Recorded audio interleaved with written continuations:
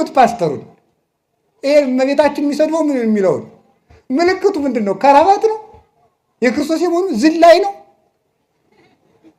24 ሰዓት መብላት ነው? እርግጫ ነው እያለ ነበር ልጅ እዚህ የሚቀርጸው ልጅ ማለት ነው። እርግጫ ነው? ቦክስ ነው? የክርስቶስ መሆን ውሸት ነው? ገንዘብ ማካበት ነው? ለቆናጽል ግበው ቦሙ ወላይዋ ፈሰማይኒ ምጽላል ቦሙ ለወልደ እጓለ እመሕያው ሳልወጡ ሀበያ ሰም ክርስቶ። እስቲ በምናቸው ነው ክርስቶስ የሚመስሉት?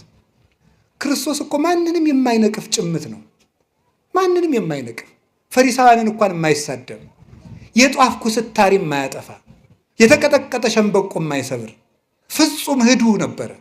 ዝም የሚል እያወቀ ያላወቀ የሚመስል መኑ ጸፋከ እየተባለ የሚሰለቁበት ወታገሰ ምራቅ ርኩሰ ተብሎ የተነገረልን ወይ ጭምትነቱ የለ ወይ ትትናው የለ። ክርስቶስ ከአብ ጋር አንድ አምላክ ሲሆን አብ ይበልጠኛል ይላል። አባቶቼ ይበልጡኛል በሉ ለማለት ነው። የአሁኖቹ መጥተው ማርያምን እንበልጣታለሁ ማለት ነው የቀራቸው። እኩል ነኝ እስቲ በሞት ያፈርሰውን ይውልኝ። አሁን ያሉ ዛሬ ያሉ በምድር ላይ ያሉ ፓስተሮችን እስቲ እንደው በመጽሐፍ ቅዱስ ካለው የሚበልጣችሁ አንድ ሰው ንገሩ ይባል የለም። አንድ የሚበልጣቸው ሚካኤል አይበልጣቸው፣ ገብርኤል አይበልጣቸው፣ ዳዊት አይበልጣቸው፣ አብርሃም አይበልጣቸው፣ ጳውሎስ አይበልጣቸው፣ ድንግል ማርያም አትበልጣቸው።